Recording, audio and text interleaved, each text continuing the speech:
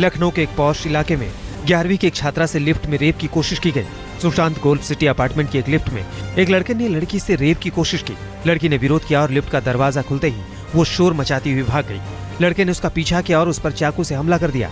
इस हमले में लड़की बुरी तरह से जख्मी हो गई। पुलिस ने आरोपी लड़के को जेल भेज दिया है। हरियाणा के जींद में एक नर्सिंग की छात्रा ने जहर खाकर खुदकुशी कर ली। मरने से पहले छात्रा ने मजिस्ट्रेट के सामने 2 अनजान लड़कों पर अपहरण के बाद रेप के आरोप लगाए। हालांकि इस मामले में मृतक लड़की का परिवार चुप्पी साधे है, लेकिन पुलिस ने 2 अज्ञात लड़कों के खिलाफ मामला दर्ज कर अपनी कार्रवाई शुरू कर दी है। फिरोजाबाद में टीवी सीरियल से प्रभावित होकर एक शख्स ने फिरौती वसूलने की नियत से एक बच्चे का अपहरण कर लिया। अंशुल नाम के शख्स ने अपने पड़ोस में रहने वाले 6 साल के बच्चे को अगवा कर लिया और 2 लाख फिरौती की मांग की। अपहरण का खुलासा होने के डर से उसने बच्चे की गला दबाकर हत्या कर दी। पुलिस की सख्ती के सामने अंशुल ने अपना गुनाह कबूल कर लिया। दिल्ली के मधुबिहार इलाके में एक महिला का पर्स छीनने की कोशिश कर रहे एक बदमाश को पुलिस ने पकड़ लिया। ये वाकया सीसीटीवी में कैद हो गया। इलाके में तैनात सिपाही नौशाद ने भाग रहे बदमाश का स्कूटी से पीछा किया, फिर उसे दबोच लिया। पहले तो पुलिस ने उसकी जमकर धुनाई की, फिर उठाकर थाने ले आई। पुलिस ने मामला दर्ज कर बदमाश को जेल भेज दिया। राजधानी में चोरों की मौज है। चोर बेखौफ वारदातों को अंजाम दे रहे हैं। पुलिस सीसीटीवी फुटेज के बावजूद चोरों तक नहीं पहुंच पा रही है। ताजा वाकया मोती नगर का है, जहां रात के अंधेरे में चोर आते हैं, ताला तोड़ते हैं और स्कूटी लेकर फरार हो जाते हैं। पुलिस अब सीसीटीवी के जरिए चोर का सुराग ढूंढने की कोशिश कर रहे हैं।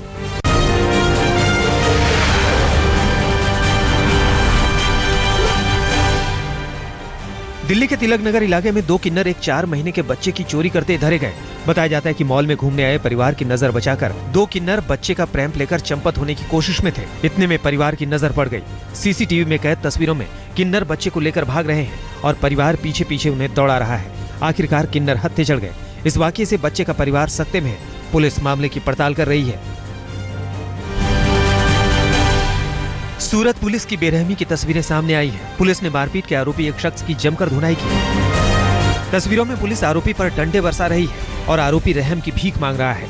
पुलिस की मार से बेदम शख्स को बाद में अस्पताल में भर्ती कराना पड़ा। यूपी के मुजफ्फरनगर में गैंगरेप का शिकार बनी एक नाबालिग और उसके परिवार वाले इंसाफ के लिए दर-दर की ठोकरें खा रहे हैं। पीड़ित लड़की ने बच्चे को जन्म दिया है। पीड़ित की मां ने अदालत से गर्भपात की इजाजत मांगी थी और उसके गर्भवती होने की सूचना भी कोर्ट को दी थी। इंसाफ की आस लगाए ये लोग पिछले 11 महीने से कोर्ट का चक्कर काट रहे हैं। अब गैंगरेप के आरोपियों ने पीड़ित और उसके बच्चे को मार देने की धमकी दी है। साथ ही केस वापस लेने के लिए दबाव डाल रहे हैं। ठाणे के नजदीक पालघर में पुलिस ने महिला की लाश मिलने की गुत्थी को सुलझा ली है। इस मामले में पुलिस ने 4 आरोपियों को गिरफ्तार किया है। पुलिस के मुताबिक इस महिला का फिरौती के लिए अपहरण किया गया था। फिरौती नहीं मिलने पर अगवा महिला की हत्या कर उसके शव को जला दिया गया। मृतक कविता कोठारी एक कंपनी में सेल्स एग्जीक्यूटिव थी और मुख्य आरोपी मनीष सिंह भी इसी कंपनी में काम करता था। बिजनौर में एक गांव में दावते वलीमा में खाने को लेकर 2 गुटों के बीच हुई फायरिंग में एक बच्ची की मौत हो गई। खाने को लेकर शुरू हुई तू मैं हिंसक झड़प में बदल गई। एक गुट ने पत्थरबाजी की तो दूसरे ने फायरिंग शुरू कर दी। इस हादसे में 3 और लोग गंभीर रूप से घायल हो गए, जिन्हें अस्पताल में भर्ती कराया गया है। पुलिस मामले की तफ्तीश कर रही है। पुणे में एक सिरफिरे ने कर्ज से मुक्ति पाने के लिए एक शख्स की हत्या कर दी। पेशे से ऑटो ड्राइवर सतीश ने बैंक के लाखों के लोन से मुक्ति पाने के लिए अपनी हत्या का नाटक रचा और धरा गया। पुलिस के मुताबिक सतीश ने अपनी कदकाठी से मिलते जुलते एक शख्स की हत्या के बाद मृतक की पहचान छुपाने के लिए उसके चेहरे को जला दिया और मौके पर अपना आधार कार्ड और जूता छोड़कर फरार हो गया, ताकि लोगों को लगे कि ये उसकी लाश है। पुलिस ने इस मामले में फौरन कार्रवाई करते हुए सतीश को कर्नाटक के हुबली से दबोच लिया और अब मामले की तहकीकात कर रही है।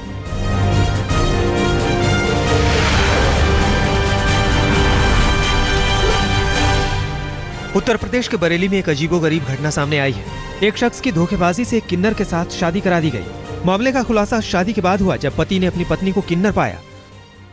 हमने सारे काम बहुत जल्दी में करे। कोई भी काम ने बताया नहीं। बारात की तारीख, लगन मंडप की तारीख उन्हें सब अपने आप छड़वानी बहुत जल्दी में। किसी प्रकार से लगी नहीं थी वो लड़की वाले, इसके अंदर कोई बात नहीं थी। डॉक्टरों की पुष्टि के बाद मामला पुलिस में है और पुलिस मामले की जांच कर रही है। हिमाचल प्रदेश के डलहौजी में एक बस के खाई में गिर जाने से 12 लोगों की मौत हो गई, जबकि 33 लोग गंभीर रूप से घायल हो गए। मरने वालों में ज्यादातर बच्चे और महिलाएं हैं। ये बस संघनी से डलहौजी जा रही थी। हादसा चौड़ा बांध के पास हुआ, जब बस बेकाबू होकर खाई में जा गिरी। घायलों का अस्पताल में इलाज चल रहा है। जोधपुर में भीषण गर्मी की वजह से 6 नवजात शिशुओं की मौत हो गई, जिनकी उम्र 10 दिन से लेकर 3 महीने तक की है। डॉक्टरों के मुताबिक बच्चों की मौत किडनी फेल होने की वजह से हुई। गर्मी की वजह से बच्चों के शरीर का पानी सूख गया और किडनी ने काम करना बंद कर दिया। 4 और बच्चे आईसीयू में भर्ती हैं। ऐसा जरूर है कि अगर अधिक ताप के कारण उन बच्चों में पेशाब कुछ कम आता है तो उसको हमको फ्लूइड्स देने पड़ते हैं। ऐसे बच्चे हमारे पास बाड़मेर वगैरह से और इस तरफ से रेफर होकर आए हैं कुछ बच्चे, जिनको हमको आईवी फ्लूइड्स पे लेना पड़ा, उनका उपचार चल रहा है। आशंका है कि गर्मी की वजह से यह मामला और बढ़ेगा। जोधपुर में आसमानी शोलों से जीवन करा रही है। तापमान अब तक के सबसे ऊंचे मुकाम 49.5 डिग्री पर पहुंच गया है। सड़कें भट्टी जैसी तप रही हैं, जिस पर पैदल राही का चलना दूभर हो गया है। जोधपुर नगर निगम ने शहर की मुख्य सड़कों पर पानी की बौछार कर राहगीरों को राहत पहुंचाने की कोशिश की। जोधपुर की सड़कों पर फायर ब्रिगेड की गाड़ियों से पानी का छिड़काव किया जा रहा है। मौसम विभाग के मुताबिक अगले कुछ दिनों तक गर्मी से राहत नहीं मिलने वाली है। राजस्थान के जालौर में आसमान से आग बरस रही है। भीषण गर्मी से जनजीवन अस्त व्यस्त हो गया है। पारा 49 के करीब पहुंच गया है। भयंकर गर्मी की वजह से 4 लोगों की मौत हो गई है। गर्म हवा के थपेड़ों से बचने के लिए लोग घरों में दुबके हैं। सड़कों पर सुबह सुबह ही सन्नाटा पसर जाता है। बेजुबान जानवरों को भी प्रचंड गर्मी से बचाना मुश्किल हो गया है। राजस्थान के नागौर में नजारा कुछ इसी तरह है।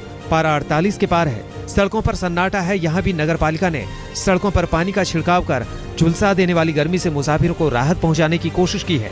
यहाँ के बुजुर्गों का कहना है कि उन्होंने अपने जीवन में इतनी गर्मी कभी नहीं देखी।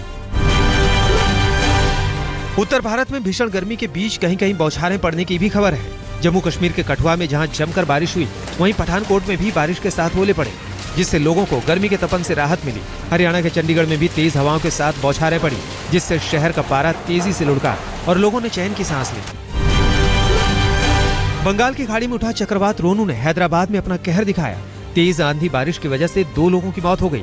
तेज आंधी की वजह से यहाँ कई होर्डिंग्स और टावर उखड़ गए, कई गाड़ियां क्षतिग्रस्त हो गई।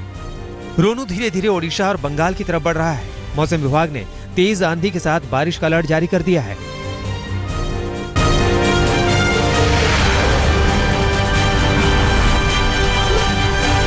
ग्रेटर नोएडा के एलजी चौक के नजदीक फोम बनाने वाली कंपनी में भयंकर आग लग गई। इस आग में 4 कर्मचारी आंशिक रूप से झुलस गए। आग पर काबू पाने में करीब दर्जन भर दमकल की गाड़ियों को घंटों मशक्कत करनी पड़ी। मध्य प्रदेश के शिवपुरी में एक तेंदुपत्ते से भरे ट्रक में आग लग गई। बताया जाता है ट्रक एक बिजली की तार से टकरा गया, जिससे निकली चिंगारी ने पलक झपकते पूरे ट्रक को आग के शोलों में जकड़ लिया। शुक्र है ड्राइवर ने हिम्मत दिखाई और जलते हुए ट्रक को रिहायशी इलाके से दूर ले गया। जब तक फायर ब्रिगेड वाले पहुंचते तब तक ट्रक स्वाहा हो गया था। जम्मू कश्मीर के जंगलों में लगी आग अब काबू में है। सेना ने इस आग पर काबू पाने में लोकल प्रशासन और वन विभाग की मदद की। सेना अब आग से झुलसे जंगल में जानवरों की जान बचाने में जुटी है। इस आग से जंगल का बड़ा इलाका खाक हो चुका है। हिमाचल प्रदेश के जंगलों में लगी आग अब भी बेकाबू है। पिछले 72 घंटों में यह आग 6 और इलाकों में फैल गई। शिमला के जिला उपायुक्त रोहन ठाकुर की माने तो प्रशासन लगातार हालात पर नजर बनाए हुए है। आग पर काबू पाने की तमाम कोशिशें की जा रही हैं। असम के गांव में हाथियों के एक झुंड ने उत्पात मचा रखा है। गांव वालों के मुताबिक करीब 40 हाथियों का ग्रुप अब तक कई मकान तबाह कर चुका है, जबकि कई बीघा खेत में खड़ी फसल को तहस नहस कर दिया। गांव वालों की शिकायत है कि वन विभाग वाले उनकी गुहार नहीं सुन रहे। ये हाथियों का झुंड मेघालय की तरफ से आया है। महाराष्ट्र के किसान प्याज की कीमतों को लेकर खासे नाराज हैं। प्याज की गिरती कीमतों के खिलाफ प्याज किसानों ने प्रदर्शन किया। नागपुर में किसानों ने अपनी फसल को सड़कों पर फेंक दिया।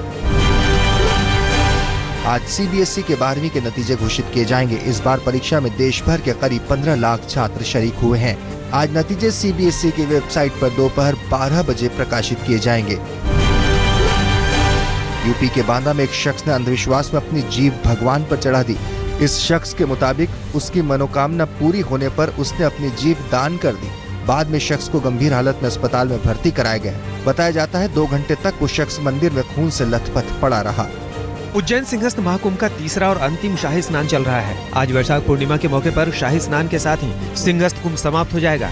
तड़के 3 बजे से अलग अलग अखाड़ों के साधु संतों ने शिप्रा के जल में डुबकी लगाए। सुबह से ही शिप्रा के घाटों पर साधु संतों और श्रद्धालुओं की भीड़ उमड़ पड़ी है। आज आखिरी दिन होने की वजह से घाट पर पवित्र स्नान के लिए लोगों का तांता लगा है। आज करीब 1 करोड़ लोगों की डुबकी लगाने की उम्मीद की जा रही है। 25,000 पुलिस के जवान सुरक्षा में तैनात हैं। सिंगस्त कुंभ के आखिरी दिन बीजेपी नेता कैलाश विजयवर्गीय ने शिप्रा में डुबकी लगाई। विजयवर्गीय ने सुबह करीब 5 बजे पवित्र डुबकी लगाई। बहुत शानदार व्यवस्था है और आज अधिकतम भीड़ होने के बाद भी स्व अनुशासित हैं। शासन और प्रशासन की बहुत उत्तम व्यवस्था है और मैं समझता हूँ हर आदमी आनंद ले रहा है। सिंगस्त कुंभ में योग गुरु रामदेव ने शुक्रवार को शिप्रा में पवित्र डुबकी लगाई। साथ ही तैरने का मजा भी लिया। बाबा को देखने और मिलने के लिए लोगों का तांता लगा रहा। शिप्रा स्नान के दौरान बाबा रामदेव का डुबकी का विशेष अंदाज दिखा।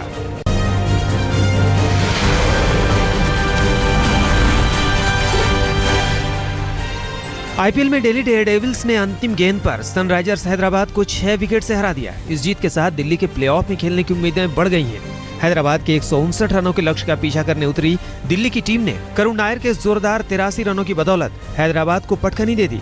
हालांकि हैदराबाद ने भी जीत के लिए पूरा जोर लगाया और मैच का फैसला आखिरी गेंद पर हुआ, जब दिल्ली को आखिरी बॉल पर 2 रन चाहिए थे।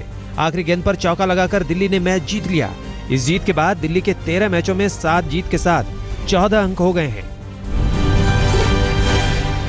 सुपर शनिवार मुकाबले में आज पहली भिड़ंत विशाखापट्टनम में पुणे और पंजाब के बीच है। हालांकि दोनों टीमें लगभग प्लेऑफ से बाहर हैं। वहीं कानपुर में आज मुंबई के लिए करो या मरो वाली हालत है। प्लेऑफ में खेलने के लिए मुंबई को गुजरात लायंस को हराना जरूरी है। दिल्ली से हारने के बाद भी सनराइजर्स हैदराबाद अंक तालिका में 16 अंकों के साथ टॉप पर है। दूसरे नंबर पर गुजरात है, इसके पास भी 16 अंक हैं। 14 अंकों के साथ 4 टीमें प्लेऑफ में खेलने के लिए एड़ी चोटी का जोर लगा रही हैं। तीसरे नंबर पर बेंगलोर, चौथे पर कोलकाता, 5वें पर मुंबई और 6ठे पर दिल्ली है। पुणे और पंजाब 8-8 अंकों के साथ 7वें और 8वें पायदान पर है। ये दोनों टीमें लगभग प्लेऑफ से बाहर हैं। फिर अपनी शादी को लेकर उठे सवालों से घिरे हैं। शादी के सवालों से आजिज आकर सलमान ने कहा कि जब उन्हें शादी करनी होगी करेंगे और इसकी जानकारी ट्वीट के जरिए दुनिया वालों को देंगे। When I want to get married, I will get married. I don't need to tell you when I'm getting married. Understand that? If I want to do that, I will tweet it. Okay? Film Sarabjit में सरबजीत का किरदार निभाने वाले Randeep Hooda film की कामयाबी से खासे उत्साहित हैं। दिल्ली पहुंचे रणदीप ने फिल्म में उनकी अदाकारी को सराहे जाने पर गदगद दिखे। फिल्म में सरबजीत की बहन दलजीत कौर की भूमिका ऐश्वर्या राय बच्चन ने निभाई है। अमेरिकी राष्ट्रपति के घर व्हाइट हाउस के पास शूटिंग की खबर है। इस घटना की वजह से व्हाइट हाउस में लॉकडाउन कर दिया गया था, जिसे अब हटा लिया गया है और सुरक्षा कर्मियों ने एक संदिग्ध पर गोली चलाई है। खबर है कि इस घटना के वक्त व्हाइट हाउस में राष्ट्रपति ओबामा नहीं थे। घटना के बाद व्हाइट हाउस के चारों तरफ सुरक्षा कर्मी तैनात कर दिए गए हैं। व्हाइट हाउस की छत पर शार्प शूटर तैनात कर दिए गए हैं। वारदात के बाद इलाके की हेलीकॉप्टर से निगरानी की जा रही है। पाकिस्तान में गर्मी का सितम जारी है। वहाँ लू और गर्म हवा के थपेड़ों से कई लोगों की मौत हो गई है।